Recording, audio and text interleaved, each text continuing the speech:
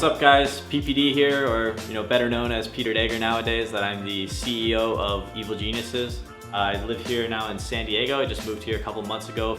I'm very fortunate that I can kind of live wherever I want because I work online and travel all the time. So this is the living room, entertainment area. It's pretty basic. We got a couch and the table and the TV and the Xbox and obviously the N64 where we play Mario Kart. E-Scuff controllers, but we also have our EG branded pillows. We definitely bleed blue over here, and if you're not an EG fan, you're not welcome. Here's the office area. This is where I play, this is where I work, this is where I spend most of my time, to be completely honest. I can lock everyone out if I'm streaming and I'm yelling and being loud. Got my EG chair, SteelSeries peripherals, two 24-inch monitors. And my favorite part of this room is my foot pad. This is how you use it. It's very fancy. You rest your feet on here when you play and you're good to go for those long gaming sessions. So I think the plan for today is I'm gonna take you guys with me to the beach. May or may not go surfing. We're gonna see how the weather is, fingers crossed. And I'm not an amazing surfer, but I'll do it. I'll show you guys my skills. Pacific Beach is kind of like the place where all the college kids want to live. I still kind of identify almost with college kids, even though I'm 25.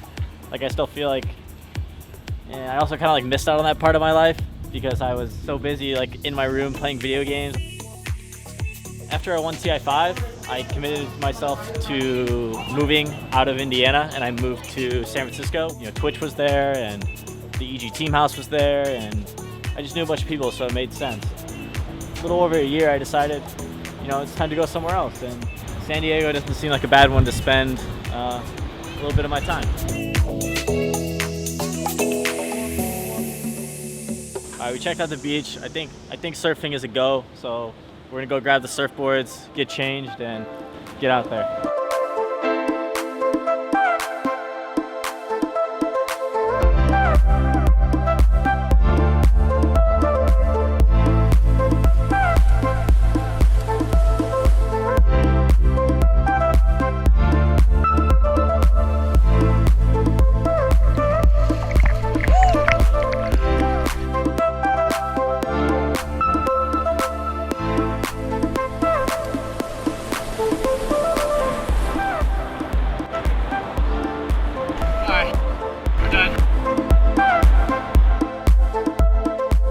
To my feet on the second one.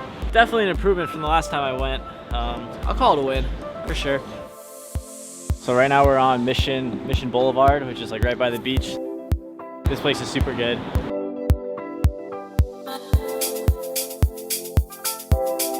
My new job is different, but it's very rewarding because it's something that I've wanted for a long time. It's tough to kind of leave playing Dota professionally. Just, it's so fun to be a pro player and to travel everywhere and have fans screaming and all that kind of good stuff. But it's not bad. I'm liking it more every day, which is nice. I think a lot of the skills that I had as a captain were some of the reasons why I think I can be a good kind of CEO. I always prided myself on my ability to facilitate communication and to take a bunch of different people's ideas and kind of turn it into one. Your moves combo differently against Karen than they would Zangief, because Zangief is a bigger guy and he doesn't move as much when you hit him. One of the difficult things about being the CEO of EG and kind of taking over this esports brand is that we are a very new company and people expect us to be the best. When I was playing Dota, nothing was ever good enough. We didn't get first place, if it wasn't that the other team, worked really hard. It was, us not meeting our expectations. That's kind of frustrating when people put you up on a pedestal like that and you don't really know if you're going to be able to reach that high. Having the guy who has already done it be with us as we're trying to do it, having that with us is going to be really cool.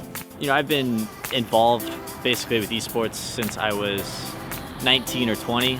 I just remember growing up and my parents always telling me to, get off the video games kind of a thing. I know what it feels like to have your parents doubt you, and it's a motivator, but it also really sucks sometimes when you need somebody to talk to. Well, yeah, don't worry, you're not alone. Yeah, that's pretty much every gamer's story ever. Yeah. I think we're all super fortunate that we've grown up in a time where nerds are kind of cool and nerds are the guys making all the money, and timing is key. Timing is everything.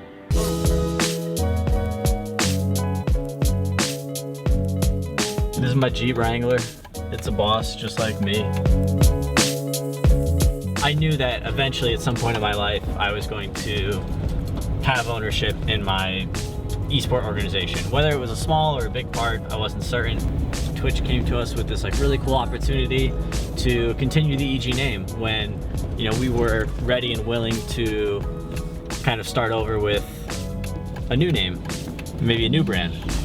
Obviously continuing the EG name is much preferred. Part of like one of my big influencers was always, you know, Alex Garfield, the previous CEO of EG, and he definitely influenced me and motivated me to push and figure out what exactly, you know, I and my team was worth. And I think we got there. I think we got there. You know, making something of yourself and making something of your work is, you know, a huge inspiration. Is something that's very, very important to me, I think. What do you think is like your most important like job for the team? Esports is an amazing and wonderful phenomenon. You know, it's given us opportunities to do things with our lives that we never thought we'd be able to do. And, you know, hopefully through these videos, you guys can, you know, see what those lives are like and maybe pursue a career in esports for yourself. You don't have to be a player. Like, you know, we need lawyers, accountants, writers, artists. There's so many teams out there, including ourselves, that need your guys' help. Okay guys, that's gonna wrap it up. Thank you so much for watching. I hope you guys enjoyed this kind of brief glimpse into my personal life and my new home. I want to thank you guys, you know, for supporting EG and supporting esports in general. Without the fans, you know, none of this would be possible. And don't forget, bleed blue.